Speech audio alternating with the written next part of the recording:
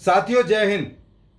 अभी जो विचार चल रहे हैं समाज के अंदर, उसमें कोर्ट के अंदर, समाज में विभिन्न वर्गों के अंदर, मीडिया के अंदर ये डिबेट का सब्जेक्ट है कि विचारों की अभिव्यक्ति कहाँ तक हो और या असीमित अधिकार हो विचारों की अभिव्यक्ति के। माननीय सुप्रीम कोर्ट भी इस बारे में विचार कर रहा है। वहाँ भी इस बारे में कोर्ट में प्रोसीडिंग की जा रही हैं।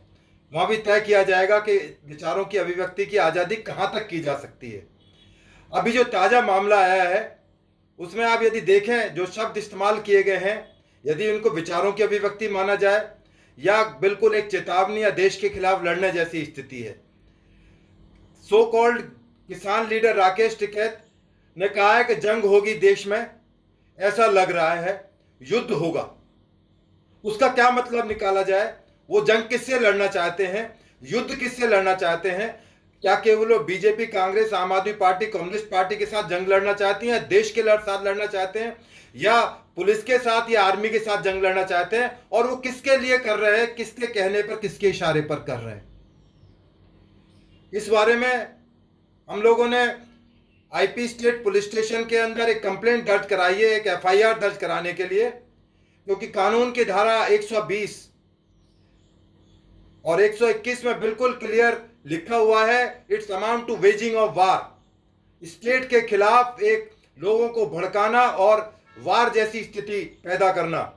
उसमें फांसी का प्रोविजन रखा हुआ है कानून में, और इम्प्रिजनमेंट फॉर लाइफ है, या फाइन भी हो सकता है, दोनों चीज हो सकती हैं।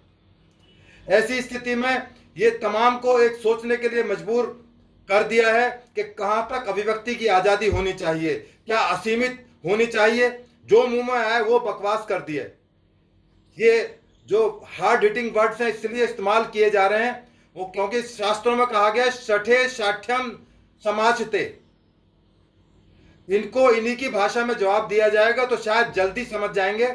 जल्दी से इनको ना कानून की बात समझ में आती है, ना देश की प्रतिष्ठा, ना इज्जत। ये सो कॉल्ड किसान लीडर हैं, ये अपने आप को अन्नदाता कहते हैं। हम लोग अन्नदाता नहीं मानते। अन्नदाता केवल ईश्वर है, गॉड है, अल्लाह है। ये केवल अन्न के उत्पादक हैं। जो अन्न का उत्पादन करते हैं उसके एवज में मंडियां, सरकार उनको पैसा देती है। इसलिए हमारी निगाह में ये कोई अन्नदाता नहीं है। ये राकेश टिकैत एक मुट्ठी भर यदि उनको अनाज दे दिया जाए और मंजूर ना हो ईश्वर को, उसको पैदा नहीं कर सकते। एक मुट्ठी से 10 मुट्ठी नहीं बना सकते। ये कुदरत है। इसको बोलते हैं अन्नदाता। अन्नदाता ऊपर वाला है। अपने दिमाग से गलतफहमी निकाल दीजिए कि आप अन्न पैदा करना बंद कर देंगे तो हिंदुस्तान भूखा मर जाएगा। ऐसा नहीं होगा। आपके दिमाग में गलतफहमी है और जरूर दूर होगी। आपने जो दिल्ली के अंदर तमाम रास्ते बंद कर दिए, दिल्ली के 7-8 महीने से दिल्ली के लोग जिस कदर परेशान है आप लोगों से, आज मेट्रो स्टेशन बंद कर देने पड़े हैं। आपकी जो शरारती चीजें हैं धीरे धीरे खुलकर आने लगी हैं। अभी आपके जो साथी चंडूनी चांडनी जो भी हैं, उन्होंने बयान दिया कि हमें इलेक्शन लड़ना चाहिए। आपकी भी मंशा जाहिर होने लगी है। आप बंगाल पहुंच गए ममता बनर्जी से मिलने के लिए। कौन सा किसानों का समर्थन वहां ले रहे थे, एक बार बताएं। अभी आप कहते हैं यूपी में इलेक्शन आ रहा है, 22 में हम लोग तैयारी कर रहे हैं। किस सत्ता को उखाड़ने की तैयारी कर रहे हैं? आप कौन सी गवर्नमेंट को लाना चाहते हैं? अपनी मंशा क्लियर कीजिए। जितने भी संयुक्त किसान जो यूनियन आप लोगों ने बनाई है, कोई तमाम हिंदुस्तान के किसानों की एसोसिएशन या यूनियन नहीं है। यह आपके अपने घर का बाजार है, अपने घर की मंडी है, जिसको आपने संयुक्त किसान मोर्चा दे दिया।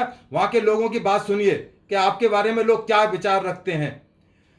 तो इसलिए आपको यह बिल्कुल एक खुला चैलेंज है और दिल्ली पुलिस से मेरी रिक्वेस्ट है कि इस तरह के तत्वों को परमिशन ना दी जाए, क्योंकि ये बाएतवार है। इनके ऊपर बिल्कुल भी विश्वास नहीं किया जाता। ये आत्मघाती लोग हैं, विश्वासघाती लोग हैं। जिस तरह से आपने 26 जनवरी को हमारा शर्म से झुका दिया लाल किले की प्राचीर पर, जिस पर प्रधानमंत्री इस देश के भाषण देते रहे, स्वतंत्रता की आजादी की लड़ाई लड़ती रह जाती रही है, वहां पर जिस तरह से आपने नंगा नाच कानून के खिलाफ किया, वो अब दोबारा नहीं होगा। क्योंकि आपकी मंशा, आपके इरादे, सब चीजें क्लियर हो चुकी हैं, पब्लिक डोमेन में है। जो वीडियो सोशल मीडिया में आज आ रहे हैं, देख के जा रहे हैं, वो हैरान करने वाले हैं। कनाडा से, यूके से, जिस तरह से वीडियोज आ रहे हैं, जिस तरह से भड़काया जा रहा है, और आप भड़का रहे हैं, तमाम जितने भी नेता हैं, तमाम आपको जेलों में होना चाहिए। आपके लिए ही यूएपी और एनएसए लगे हुए हैं, और इंतजार कीजिए। ये धैर्य हिंदुस्तानी आदमी है, बहुत धैर्यशील आदमी है। जिस दिन धैर्य का घड़ा फूट गया, ये दिल्ली के लोग आपको जीना भारी कर देंगे। यदि उठकर बॉर्डर पर चले गए, आपको भागना पड़ेगा, शायद गांव में भी जगह ना मिले। अपने आप को बड़े बड़े नेता कहते हैं। चंडूनी, जो भी चांदनी है, गुरनाम सिंह चांदनी, 1700 वोट मिले हैं। शर्म आनी चाहिए। अपने आप को नेता बोलते हैं हिंदुस्तान के अंदर। राकेश टिकैत की जमानत जब्त हो चुकी है। अभी इलेक्शन हुए यूपी के अंदर, अपने क्षेत्र से इनके कैंडिडेट हार गए। अब आप अपने आप को बहुत बड़ा नेता प्रोजेक्ट करना चाहते हो। आप चाहते हो यूपी का सीएम बन जाएंगे, सपने में मत सोचना। आप दिल्ली पुलिस में सिपाही की नौकरी नहीं कर पाए, आप सोचते हैं सीएम बन जाओगे इस देश के। चांदनी ये सोचता है कि मैं पंजाब का सीएम बन जाऊंगा अमरिंदर सिंह को हटा के। ये आपके ख्वाबी सपने हैं, ये कभी पूरे नहीं हो पाएंगे। ये देश बहुत नजदीकी से आपको देख रहा है। और जो राजनीतिक पार्टियां, जो आम आदमी पार्टी जैसे आदमी सपोर्ट कर रहे हैं, जिस तरह से आप लाल किले पर जो आप लोग कहते हो कि वो तो किसान थे ही नहीं, और आम आदमी पार्टी कहते हैं हम किसानों के लिए लड़ रहे हैं जो लाल किले पर आए थे। आप तय करो आपस में, एक थैली के चट्टे बट्टे हो। आप तय करो कि वो किसान थे या वो क्रिमिनल थे, उग्रवादी थे जिन्होंने हमारा सिर झुका दिया। ये तो दिल्ली पुलिस की अपनी हिकमत अमली थी कि आप 26 जनवरी, जो आपका जो प्रोग्राम था कि 26 जनवरी की परेड को दखलंदाजी करना, उसको खराब करना है, पूरे वर्ल्ड में एक मैसेज भिजवाना, वो बच गया। परंतु जो लाल किले पर आपने जो किया है, हमारे जवान जख्मी हुए हैं, उनका एक एक का हिसाब आपसे आज नहीं तो कल आपको देना पड़ेगा। और आप जैसे छछूंदर जैसे लीडर्स की बहुत लंबी लाइफ लाइन नहीं है। 1-2 साल बाद आपको पूछने वाला भी नहीं मिलेगा, देखने वाला भी नहीं मिलेगा। और आप तो महाशय जी, टिकैत जी, अब तो शक्ल से भी किसान नहीं लगते, ना आपकी बातों से किसान लगते हो। आप तो अनपढ़ जाहिल जैसे लोगों की बात करते हो, ना पढ़े लिखे की बात, ना कानून की बात, ना कानून जानते, ना समझना चाहते, केवल अपनी बातों को जबरदस्ती मनवाना चाहते हो। तो हमेशा ऐसा नहीं हो सकता। आम आदमी पार्टी ने जो सरकारी वकीलों की नियुक्ति को लेकर जो नंगा नाच किया है, उनका क्या इंटरेस्ट है इनको बचाने का? क्या इन्हीं के आदमी थे आम आदमी पार्टी के जो लाल किले पर आए थे? क्यों पुलिस के काम में रोड़ा आप अटकाना चाहते हैं? आपको इतना शौक है तो डिफेंस में उनके लिए एडवोकेट खड़ा कीजिए। आपको कानून का अच्छी तरह से पता है। प्रोसिक्यूशन का जो डिपार्टमेंट है, पुलिस को जो बातें हैं, पुलिस का जो केस है, उसको प्रेजेंट करना है। यदि आपको शौक है कि आप क्रिमिनल को बचाना चाहते हैं, तो आप अपने डिफेंस लॉयर खड़ा कर दीजिए, खुलकर आइए ना मैदान के अंदर। ये पीछे से जो छुरा भोंकने वाली हरकतें हैं वो छोड़ दीजिए। पूरी दिल्ली में मेट्रो स्टेशन बंद हो चुके हैं। पर आप याद रखना, इस बार जितने भी किसान ट्रैक्टर फैक्टर लेकर आए थे, यदि दिल्ली पुलिस अपनी एक प्रोफेशनल फोर्स है, यदि अपने उसने डंडा उठा लिया या अपने एक्शन पर आ गई, तो आपकी टांगें तोड़ दी जाएंगी और आपका भुस भर दिया जाएगा। जो आप विचार कर रहे हैं ना, संसद में जाकर घुसेंगे और बैठेंगे, जो इंफॉर्मेशन इनपुट्स आ रहे हैं कि आप संसद के अंदर घुसेंगे और नंगा नाच करेंगे, इस बार शायद आपकी मंशाएं पूरी ना होंगी। जैसे पार्लियामेंट से आपके पिताजी महेंद्र सिंह टिकैत को डंडे मारकर भगाया गया था, वही उससे बड़ी दुर्गति तुम्हारी होने वाली है। इस बार कोशिश करके देखिए। अभी वो मुकदमा दर्ज है 1988 में, जाकर देखिए पार्लियामेंट थाने में। पुलिस ने चूड़ियां नहीं पहनी हुई हैं, आर्मी ने चूड़ियां नहीं पहनी हुई है।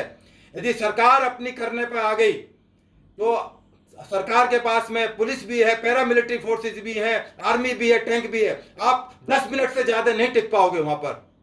ये तो धैर्य है कि पुलिस का और हमारे तमाम सरकारों का, कि पेशेंस से आपको डील कर रही हैं। उम्मीद कर रही है कि शायद इसका कोई रास्ता निकले, पर नहीं। आप नहीं चाहते। आपकी राजनीतिक महत्वाकांक्षाएं वो समझ में आ गई हैं लोगों को, पब्लिक डोमेन में आ गई हैं। तो आपको ये जो आपके इरादे हैं वो आपकी बार नेस्तनाबूद हो जाएंगे। अपनी शीशे में शक्ल देख लीजिए। राकेश टिकैत, अपनी शीशे में कई बार शक्ल देखा करो दिन में। अब आप बहुत लंबा चलने वाले नेता नहीं हो। पार्लियामेंट में जो कब्जा करने की बात आप सोच रहे हो, दिमाग में आ रही है, अब वो शायद पूरी ना हो पाएगी। आपके इरादे दिल्ली पुलिस समझ गई है, पूरा हिंदुस्तान और पूरी दिल्ली समझती है, तमाम मीडिया जानता है कि जो इंटेलिजेंस की इनपुट्स आ रहे हैं, आप 15 अगस्त को जो करना चाहते हैं, नहीं होने देंगे। हिंदुस्तान की जनता नहीं होने देगी। ये हमारे धैर्य की परीक्षा है। ये अभी विचारों की अभिव्यक्ति के आधार पर जो लोग इनको शील्ड करना चाहते हैं, इन बातों के लिए इनके खिलाफ एफआईआर दर्ज होनी चाहिए और इनके खिलाफ एक्शन होना चाहिए। सीएनआरसी के अंदर क्या हुआ, पूरे हिंदुस्तान के अंदर आप जैसे लोगों ने कोशिश की इस गवर्नमेंट को डिस्टेबलाइज करने की, इस देश को बदनाम करने की। आज वो सीएनआरसी वाले कहां हैं? गायब हो गए, ढूंढने से नहीं मिल रहे हैं। ढूंढिए उनको, कहां छिप गए हैं। उनके कागज पत्तर सब आ रहे हैं सामने। जब उनको पासपोर्ट जरूरत पड़ रहा है, तमाम चीजों की जरूरत पड़ रही है, तमाम के कागजात आ गए, तमाम की चीजें आ गई, और दादी चाची अम्मा जितनी भी थी पता नहीं कहां बैठकर आराम कर रहे हैं या वो कोविड में निकल गई। तो इसलिए जूतों के भूत बातों से नहीं मानते, इसलिए आप जूते खाने के लिए तैयार रहिए। दिल्ली पुलिस आपको माकूल टाइम पर माकूल जवाब देगी और आपकी मंशाओं को पूरा नहीं होने देगी। आप इंतजार कीजिए जेलों का, एक दिन आपको जेल जाना पड़ेगा। अब आप सोच रहे पूरे हिंदुस्तान के किसान आपके साथ है, देखिए अपनी भीड़ कितने लोगों की है। कैमरे वाले से पूछिए अपने कितने आदमी हमारे पीछे आएंगे। आप आके देखिए इस बार, इस जो आपके साथ एलिमेंट्स आए थे पिछली बार, आपने अपने हाथ खड़े कर दिए। इतने बेशरम आदमी हो, क्या तो हमारे आदमी नहीं थे, वो किसान नहीं थे ट्रैक्टर लेकर जो आए थे। शर्म कीजिए आप अपने आप को किसान लीडर कहते हुए। आपकी नेतागिरी अब खत्म हो जाएगी। आप जीरो नहीं माइनस में जाने वाले हैं, इंतजार कीजिए।